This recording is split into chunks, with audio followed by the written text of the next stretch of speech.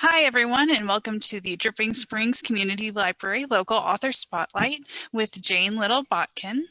She's an award-winning author who served as a public school teacher for 30 years before turning to historical investigation and writing, a double Spur-Award winner. Her book, Frank Little and the IWW, The Blood That Stained an American Family, has won a number of awards, including the Best Historical Nonfiction Award from the Texas Association of Authors. The Girl Who Dared to Defy, Jane Street and the Rebel Maids of Denver is her newest release. Welcome, Jane.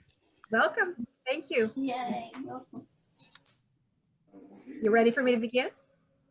All right. I want to thank everyone for attending. As I was just saying a moment ago, there are people's faces that I have not seen in 45 years. I know one of them for sure. Some of these people I recognize from my 16th birthday party at a lake. I've not seen them in that long. I'm seeing former students. I'm seeing old friends from elementary all the way through college, and people that I've known in Dripping Springs for 35 years, plus new acquaintances through my writing. And I really appreciate everyone being here. I want to give a short bio very quickly. I was born in the Panhandle, but I was raised in El Paso, and a lot of these people that are here tonight are El Paso friends. It's tearing me up just a little bit. I didn't expect that. When I left El Paso, I went to O'Donnell to teach, which is known for Dan Blocker from, Haas, from Bonanza. That's where he graduated from high school, and he was very big in theater there and football. And after there, when I got married, I came back to El Paso and I began teaching there again for another 10 years. And then I moved to Dripping Springs. And in Dripping Springs, I was there for 19 years.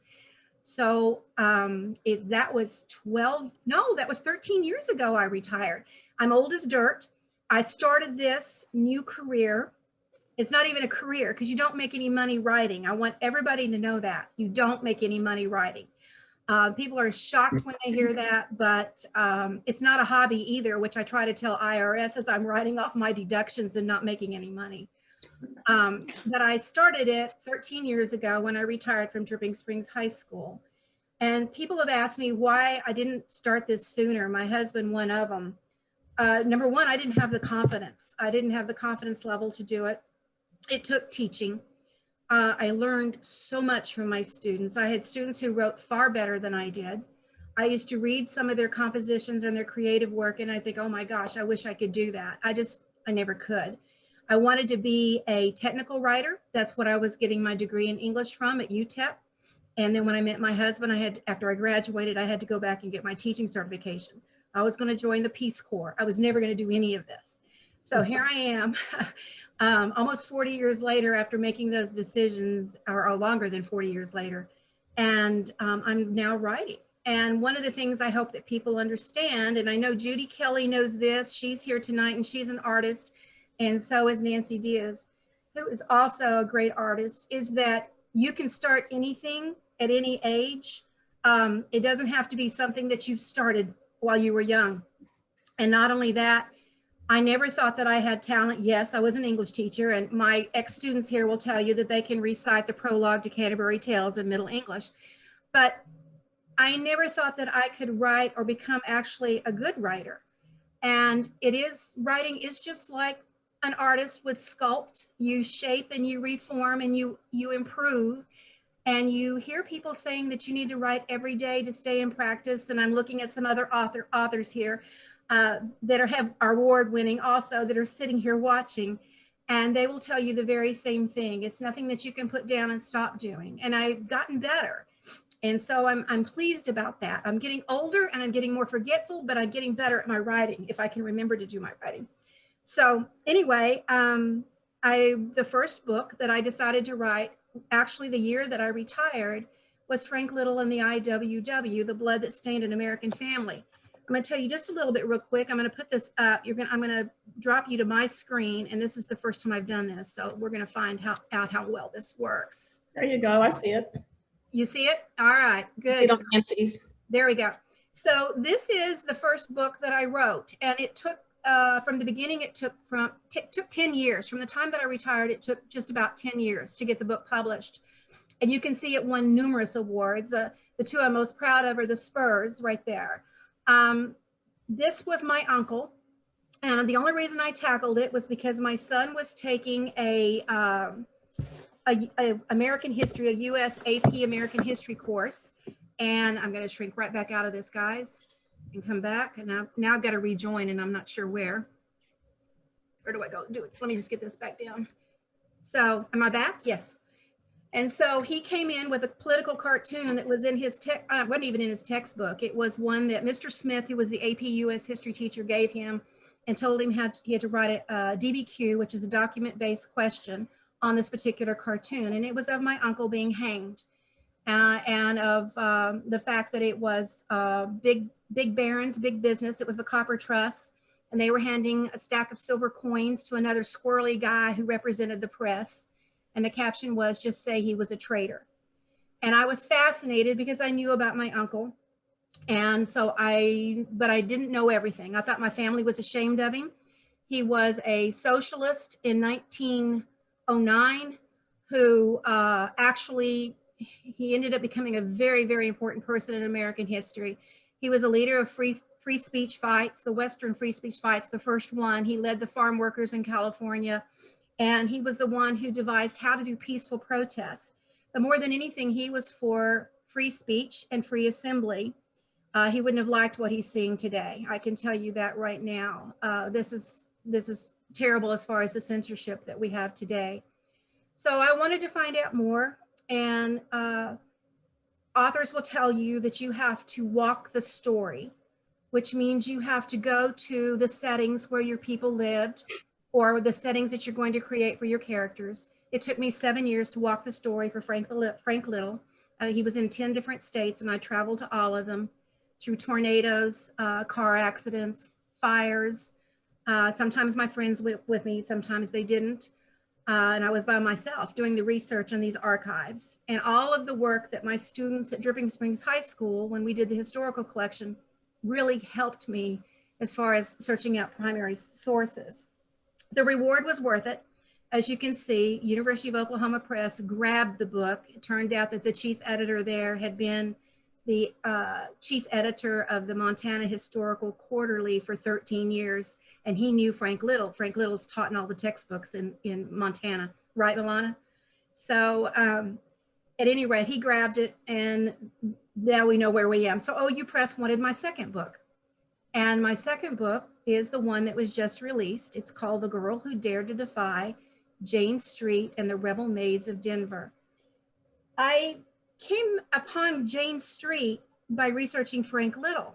I found where, unlike all the other IWW men, that was the union, the Industrial Workers of the World, they were a true, pure socialist union who believed in inclusion of everybody. Whereas at the time, the turn of the century, say, I'll just jump it to 1907 to 1917. Minorities were excluded, women were excluded. And so it was just mainly Irish, you know, it was the Western Europeans. And I'm talking about the mining areas predominantly of the West. I'm a Western writer. And so the IWW came in on all these people who were just sinking. They were poor. There'd been a couple of panics. And you had all this hobo group of men going from the East Coast to the West Coast. You had all these immigrants coming in because this was our industrial age. And then you had the robber barons that we were taught about in school, but we were not taught a lot about it in school because we were proud of our industry. And that's where Frank Little fit in. And then here comes Jane Street, a woman who decides to start a union. And she's finding out, guess what? There's prejudices in the IWW against the women. So I came across her and that Frank had helped her and that she organized some maids in Denver. Well, as it turned out, my grandmother was a daughter of a Danish immigrant, and she was born in Denver, was orphaned in Louisville, where her stepfather was the mining superintendent. She was whisked off to Iowa, and at 16 years old, forcibly married to a 32-year-old man. She ran away and went to Boulder and got work in a mansion in Boulder. And so I thought, right at the same time, Jane Street, 1916, and I thought, wow, that kind of fits the same description. So there's that personal connection. So that's why I started researching Jane Street. So I'm going to do another share, and I'm going to read to you the prologue from my book and explain what I found out about this. So we're going to try this one more time. I'm going to share it again, if I can. So here we go. Here is this one. A quote from Mother Jones. She says, "God Almighty made women, and the Rockefeller gang of thieves made the ladies." It's a great quote. So here I'm going to begin with the introduction. Well, actually, it's not an introduction. It's the prologue. And I have to tell you that some authors, some people say don't include prologues when you write. I like to have a prologue because it can either add characterization, it could add the context, and context is everything, or can explain actually what the conflict is going to be in the book. I'm not going to read the entire thing. I'm just going to read a portion. Marcelina Pedregoni, her thin skirt partly ablaze in the early morning light, recalled running hard, sprinting northward toward a fence, then crawling into a smoky arroyo where she could lay flat in the rocky dirt, trying to become invisible from the bullets nipping around her legs and feet like a mad dog. She saw some women dodging flames to desperately help their children reach a well, and then scramble inside after them, while others sought safety in a pump house, its walls being chewed by gunfire. Amid their shrieks and wails, Marcelina allowed a brief hesitation to worry about her own two children she had left behind, Cloriva and Rogerio, just 4 months old and 6 years old. They had been staying with the Valdez and Costa children near tent number 58, one of about 150 makeshift homes for Colorado's southern coal-field miners and their families, when someone shrieked, "Dynamite! Dynamite!" As militia soldiers exploded several bombs to signal their assault on the striking miners, Mrs. Costa would have rounded up the youngsters and scuttled them for safety into the deep dirt cellar beneath the tent's wooden floorboards. Hadn't Mother Jones, who had come to Trinidad in late 1913 and early 1914, urged families to prepare for such a fight? Even then, Jones had been arrested for challenging mine operators in the Colorado National Guard, commanded by Adjutant General John Chase. In fact, Ludlow Colony had been fearing violence for 7 months now, after witnessing a Gatling gun discharge 147 bullets into a coal miner's tent, whose occupants survived by lying prone during the attack. Ludlow's colony of tents housed over 1,000 people, including 271 children. And most tents covered shallow pits, some now filled with weeping women and babies. But the Costa pit was deeply dug, its black maw waiting to swallow 3 women and 11 children and keep them safe from the bullet sprays. And knowing this, Marcelina could alternately crawl and run until she too could escape the barrage of bullets screaming from Gatling guns atop Water Tank Hill. She had no way to know that once the shooting stopped at sundown, uniformed men would begin torching the canvas tents, not already aflame, many flying American flags above them. She would not have seen the murder of their Greek leader, Louis Tikas, who carrying a white flag was struck in the head with a rifle butt and then brutally shot. The next day, as survivors struggled into Trinidad, Marcelina asked with parched lips if anyone had news of her children. But not until a dead wagon, arrived loaded with 14 bodies did she find Cloriva and Rogerio, smothered, burned, and swollen, along with others who asphyxiated in the Costa death pit. Carolina Costa's dead pregnant body remarkably gave birth to a stillborn baby, doctors calling it the strangest childbirth ever given a woman. So how did Jane Street get tied into that? She was a girl who had been raised in a family in Arkansas. She was from Indiana. She wasn't even a maid, I found out. By trade, she'd become a stenographer while she was in high school. But the 1914 Ludlow massacre was a huge deal in the United States. And it was a J.D. Rockefeller backed. He owned the railroad cars that brought the Gatling gun there. He owned the mining company that had actually kicked the miners out of housing and gotten them into tents during very brutal spring when there was snow on the ground. And he had gotten the Colorado National Guard, which was made up of husbands of many of Denver's elite, to serve in the National Guard. And when some of them said, oh, no, we don't want to do this dirty work, he hired detectives such as the Teal detectives, the Burns detectives, the Phelps Detective Agency, and even Pinkertons. They brought in thugs that then wore uniforms as part of the Colorado National Guard.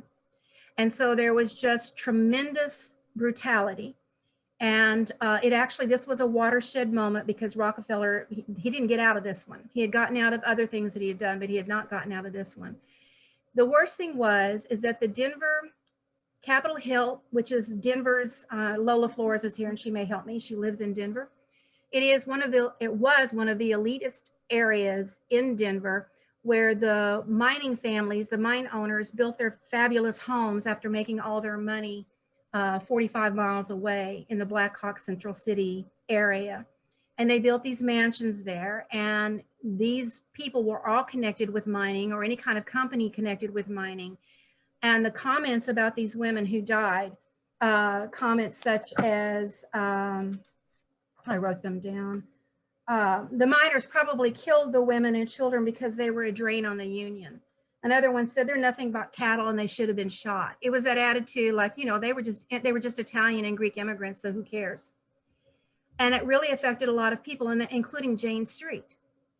And so Jane starts out at home. Her father dies. She gets pregnant when she is 18 years old with a man who is 12 years older than her. He is married to another woman that she doesn't know. He gets that woman pregnant at the same time, but he is the love of her life. And she finds out about him after he finally marries her. And she finds out about this duplicity and she's ready to leave.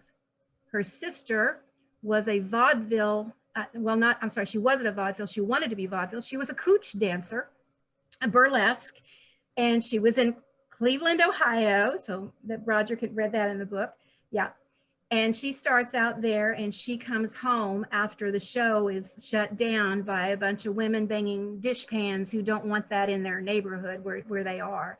And so she comes home and she sees vaudeville in California as a new start. And so the girls go together to California. And that is where Jane is radicalized, is in California, because the IWW was growing because of issues like this. Ludlow impacted the Union tremendously. Somehow she just gets this idea, they said this about these women. And then a very famous IWW female leader, there were very few of them, named Elizabeth Gurley Flynn, makes the comment about how these mistresses have absolutely nothing in common with the maid in the kitchen. And Jane hears that. And so she takes off to Denver, Colorado, because she's going to organize those women's servants. And it is a fabulous story. I'm going to read another excerpt to you, a short one. She gets into Capitol Hill, and that is where Margaret, I'm sorry, I just went blank. That is where the Sacred 36 is. And Louise Sneed Hill is the organizer of it, which was comparable to New York's 400. And what it was is this lady is so wealthy. She's so rich. Her drawing room is 72 feet long. The Sacred 36 are because she can seat 9 card tables with 4 people each to play bridge. And you have to be very special to be invited in. And she rules society. And she takes Jane's side because she likes to poke the other women because she's just a little nasty herself. And so that becomes part of the story. Jane didn't really want her to be there, but she was. So I want to just, I'm going to share one other piece from Jane Street, and I think this will tie it up. And you've already seen the slide, so I'm just going to go read it to you. The 2 eggs lay side by side in a kitchen icebox of a prominent merchant's residence on Capitol Hill in Denver, Colorado, one early spring morning. One was virgin fresh, while the other exhaled age, cheapness, and cold storage. Inspecting the icebox for her mistress's morning breakfast was Mary, the cook. She pondered its contents. She knew that the freshly laid egg was specially ordered, but momentary inspiration niggled at her brain. As Mary reached inside to grasp the egg, memories of a long list of grievances against Mrs. T, her mistress, suddenly erupted. The cook hesitated. As uncertainty turned into deliberate decision, Mary selected the newer egg and tossed it into a pot of water heating on the stove. Minutes later, she ate it. Mary next boiled the older egg and served it to her mistress. How the esteemed madam could determine her breakfast consisted of an old egg is up to speculation, but the cook soon found herself thrown out on the street. Only after calling a policeman could Mary retrieve her clothes and her money from the great home. That same night, March 26, 1916, Mary, in her best clothes and carrying a worn purse, arrived at her first experience meeting, joining other disgruntled servants who had ridden a creaky elevator to the third floor of the ancient Charles building on the corner of 15th and Curtis Streets, a low-rent property engaged for the new Domestic Workers Industrial Union Local Number 113. Housemaid after housemaid, cook after cook, rose to describe her experiences working in the homes of Capitol Hill's rich. The Denver Post later reported that the women did not murder the King's English when they got up to speak, and though their clothing was not as smart as that seen behind the department store counters, their faces were the faces of intelligent, determined American women. Women spoke out loudly, though politely, giving the floor to timid girls inexperienced with speaking out. Mary heard shared tales of tyrannical, bad-tempered mistresses who demanded 15, 18, and 20-hour workdays that culminated in poor beds and drafty attic rooms.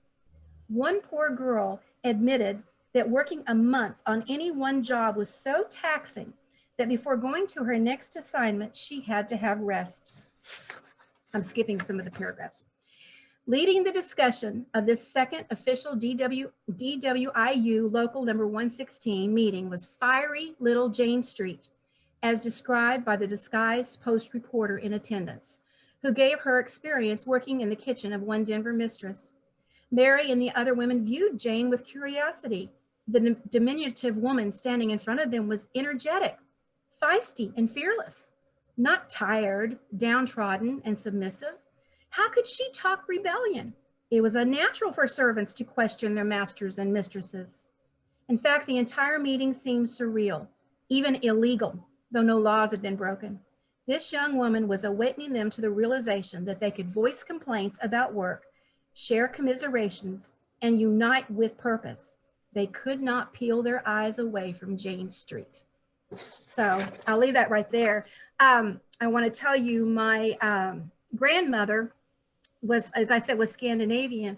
And one of the, a Denver librarian told me that the Scandinavian girls were told that good girls became maids.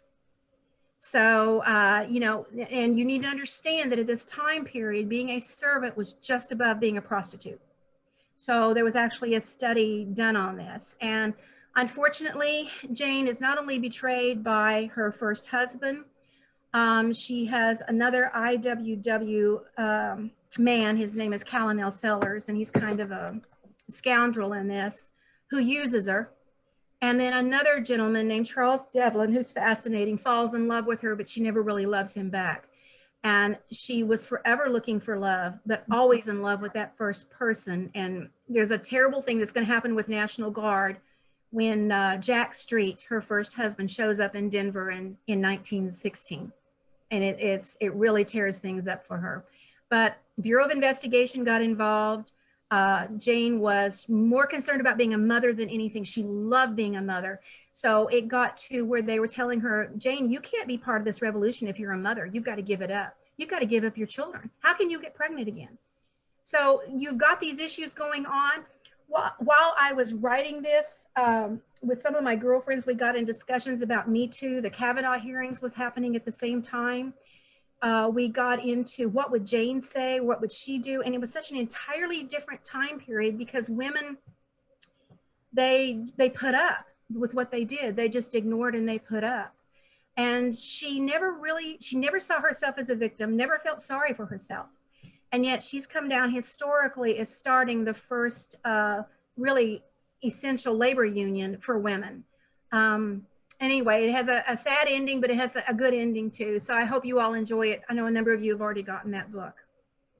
So I found out a couple of things when I'm writing nonfiction. Number one is you don't believe everything that you find. All these academic historians, they think that what they write is the gospel, and someone will write it and then the next person will just copy it. So what I long found out is I have to go to the horse's mouth. I have to go to the primary documents. I have to find the letters. I have to find the original documents. I can't go by what other historians have written. And you can't trust the newspapers of that time period either. They often lied. They were owned by these big companies. So they put out exactly what their company said. I am currently researching for my fourth historical nonfiction, which is called Bedecker. I'm going to get this, Lawman, Marksman, and Friend of Butch Cassidy. And that is one right there where I'm probably going to shake up some things because, again, this is another family connection. And they are certain, they know that Butch Cassidy did return from Bolivia. And that's a whole nother story. And I'll be back in doing that research again this June when I can get back to Colorado and Laramie, Wyoming. So what I'm working on now, and I'm watching my time, good, I timed this just right, is my COVID book. And how this started out. This has been the most fun book that I've written. It has been the most uncomfortable book that I have written. My mother passed away in spring, it's coming up, of 2018. And my mother and I had a very contentious relationship all my life. And some of my friends are sitting here and they know the backstory on this. It was not a happy mother-daughter relationship, although many people thought it was. They thought our family was fine. Everybody thinks their family's great, but every family's got some sort of quirks or problems with them.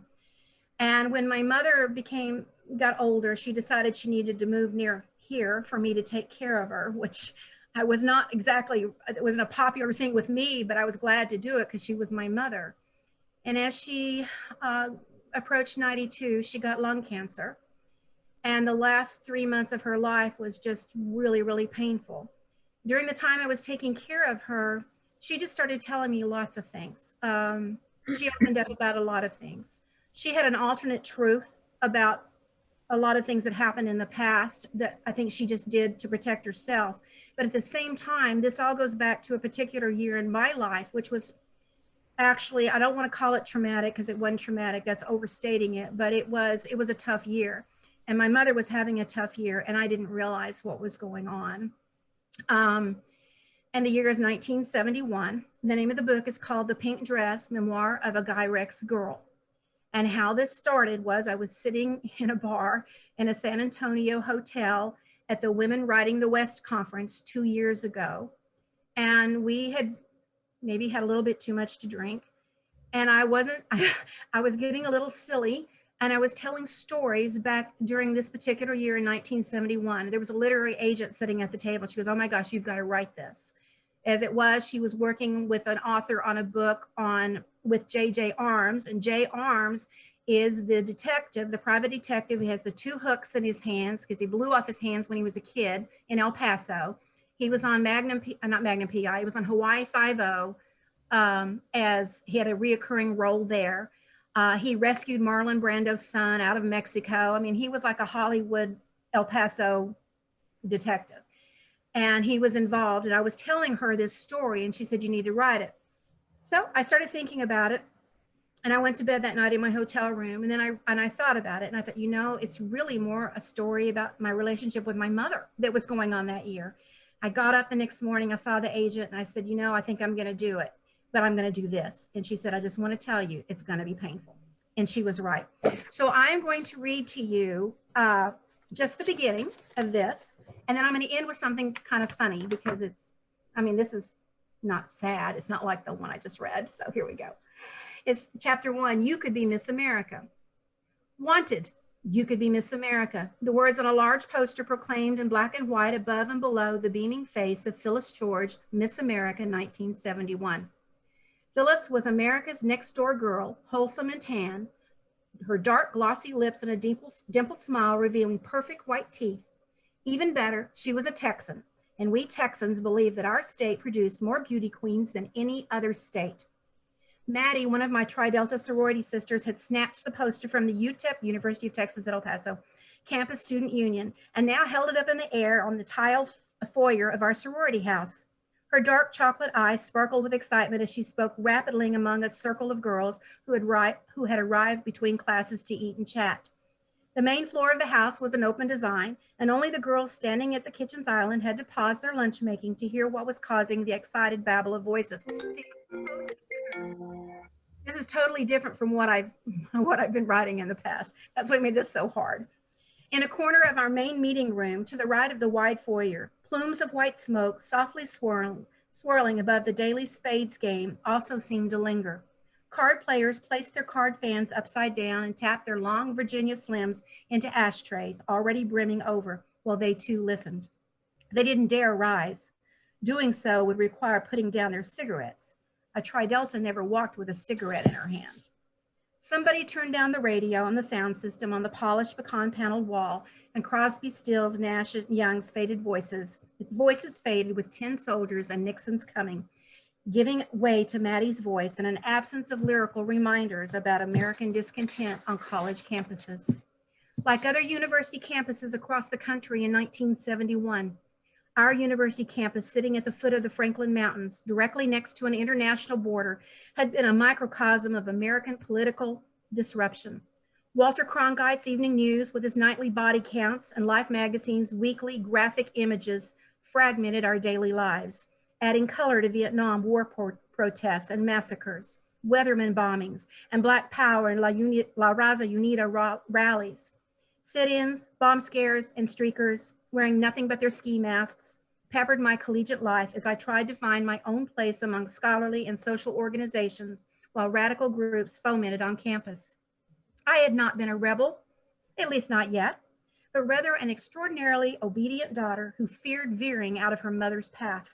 To make certain I was growing in a healthy environment, my mother had become my Girl Scout troop leader, and some of you guys too, school parent volunteer, cheerleader parent, and primary punisher of all my sins.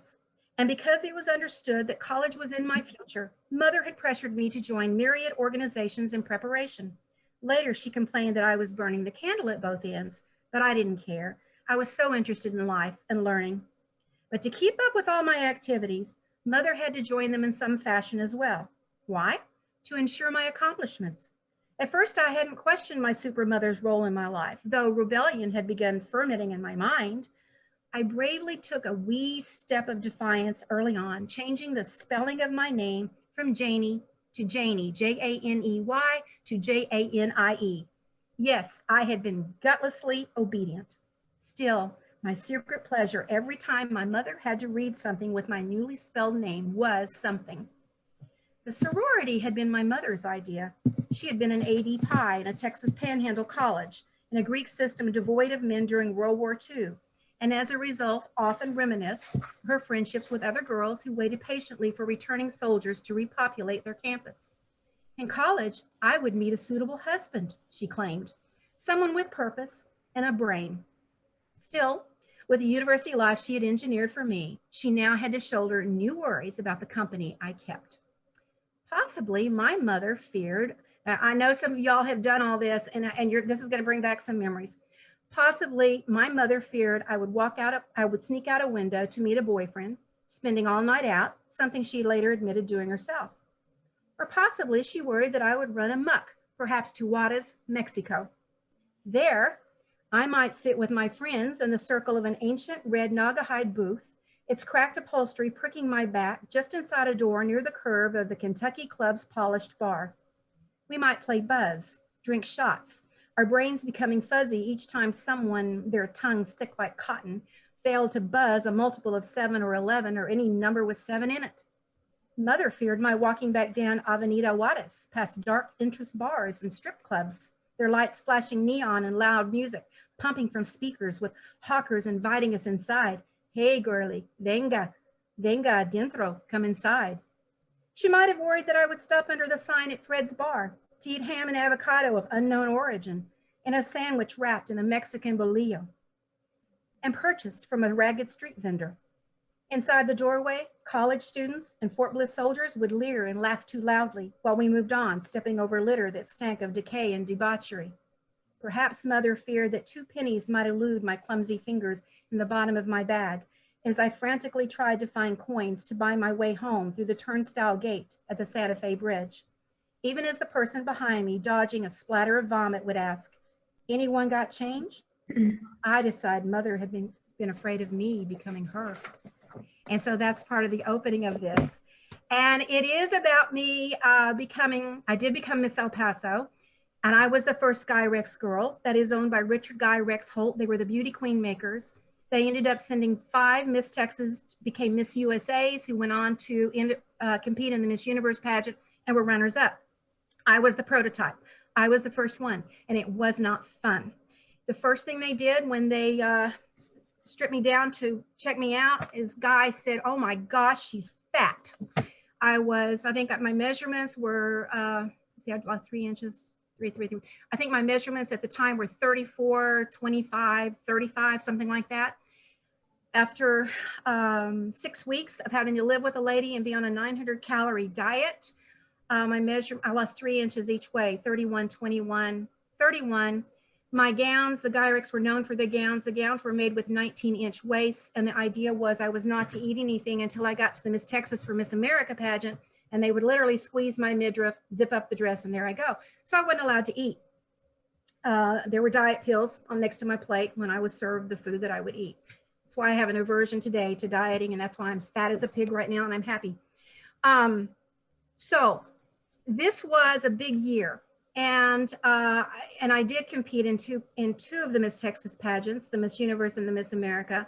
Did get scholarship money from it, but I want to read. I want to show you the picture of the pink dress. I'm afraid to do it. I'm going to try. Here we go. There it is. Okay, so that is the pink dress. Well, dadgummit, Janie. There we go. That's the pink, one of my gowns, and that's the name of the book. It's called The Pink Dress. Those are actually the roses that are on the dress right there. So now I'm going to stop the share. You've seen it. You get a visual of what this looks like. Let me read this to you very quickly, and then we'll go to questions. Okay, so I'm at the Miss Texas pageant in July after I became Miss El Paso in April and was starved to death. And Richard Guy and Rex Holt watched my every move. They were not allowed to talk to me, touch me, nothing. I had to pilfer anything I wanted to eat. And when we came in late at night, there was these tables just laden with food, and they made sure I didn't eat it. And I had fun writing this. This memory is so vivid in my mind, but here we go. When we walked through Shirley Hall's lobby afterward, we were utterly exhausted. We had been rehearsing. Again, local restaurants had provided a smorgasbord of carb-rich foods for us. Catching my eye was a huge cake in the shape of Texas, filling half of one banquet table, our geographical areas and representative cities clearly marked in its frosting. The cake, a gift from a contestant, was to be our treat the next day in order to celebrate the Miss Texas pageant's opening night. Clearly, she wanted to be Miss Congeniality. Ironically, the Miss Texas board had a new rule that none of the girls were allowed to gain more than 5 pounds over the weight the board had set for the girls' particular body type. How would they even know? What was my body type? Anorexic? Back in our room, some of the girls had washed and set their hair while others pressed dresses for upcoming judges' interviews. Some just stayed up and talked. The next day was my interview too, as well as my evening gown competition. I should have been reviewing all of my El Paso facts for the judges. But instead, I had gone to find the piano. And I just found out it didn't work. That's a whole nother story, the piano. At 2 a.m., the lights were out and our alarm clock set for 5 a.m. I lay awake in bed with my stomach in a tight ball. It seemed that the more our rooms filled up with flowers, the emptier my belly became. My roommates whispered about the cake downstairs. I don't recall who made the initial suggestion. I'm certain my frustration about the piano and diet contributed to our shameful plan. I had 3 sweet mates, so the 4 of us got out of bed and we silently tiptoed through the hallway and down the stairs, quiet as pantry mice. And with the exception of muted emergency lights leading toward the front exit, the foyer was dim. But that Texas cake beckoned us in the darkness. Someone found forks from the other food-laden tables, and we carefully unwrapped the huge cake, trying not to smear the frosted lettering. We didn't bother to cut the pieces, but we gouged our forks into the geographical areas we each represented. I am not ashamed to say I devoured all of West Texas, the true West Texas. And still not satisfied, I announced that since the other girls were primarily from North and South Texas, I claimed the Panhandle as well. After all, I had been born there. I savored the sugary frosting, gorging on cake from Dalhart down to Big Spring, then Mule Shoes east to Childress. And only then did I quit. The next morning, Wednesday, July 7th, the last syllable of a typically monosyllabic word soared upstairs to our ears. We could hear a girl downstairs screaming in her East Texas accent, "My cake, my cake." And coincidentally, East Texas crumbs were all that remained on the banquet table. So that's that. So I'm hoping that I only have like 5 chapters left on this one. It has been so much fun to write, and there are parts in it that are sad, really, because it was a bad time with my parents and what all was going on, and actually some of the things that occurred with me. But I tried my hand at something different, and I found out I liked it. Now I don't think I can be a fiction writer, but because I'm telling the truth. Again, I have to talk about the truth somehow. So anyway, that's it. And so I don't know, let me see if there was anything else I wanted to share with you. I do have a website. It is janelittlebotkin.com. And on that website, you can certainly check to see if any events are coming up. I do have a number of speaking events coming up. I am proud to say that Jane Street, the Girl Who Dared Defy, was selected by Colorado History, the Center for Women's History, which is their historical society, but just for women. They're real proud of their women in Colorado. It's been selected as one of their 6 reads with their museum book club to be studied this year, and it will be presented on October 3rd. It's free. People who want to sit in Molly Brown's house virtually, they're gonna talk about the book on October 3rd. I have some other Zoom meetings that I'm doing, 3 for places in Colorado right now. And those are going to be happening between now and June 20th, I believe. So I'm excited. Anyway, so Kaylee, there we go. And Alola, I will see you because I am coming. Yeah. I'm so excited, Jane. Good. I can hardly wait. Lola was with me. I met her when I was starting my first research for Jane Street. Presentations for Frank Lill, but I was already researching for Jane. Yep. So does anybody have any questions or? Nope. No? All right. You did a great job. It was really fun hearing all this. Thank you so much. You're welcome. Thank you. It was so enjoyable, Jane. Thank you. Yes, very enjoyable. Hi, Russa. Thank you so I'll ask you much. a quick one, What? I'm sorry. but I'll ask you a quick question. Yes. In all your research there in the Denver area there for that time period, did you ever stumble across the fact, I think Golda Meir, as a young lady getting started out also, was in that area from time I think when she was 14 years of age? Golden Meir? You mean from Israel. Israel? No, I did not know that.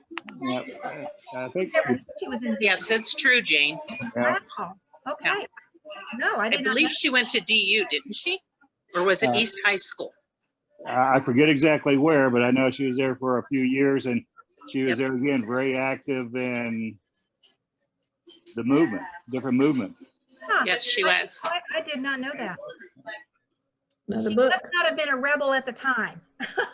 I'll ask about that because they literally have a speakers series. It's that's where that bold women change history mantra comes from. It's from them. They were leaders in the suffragist movement and a lot of other things. I got to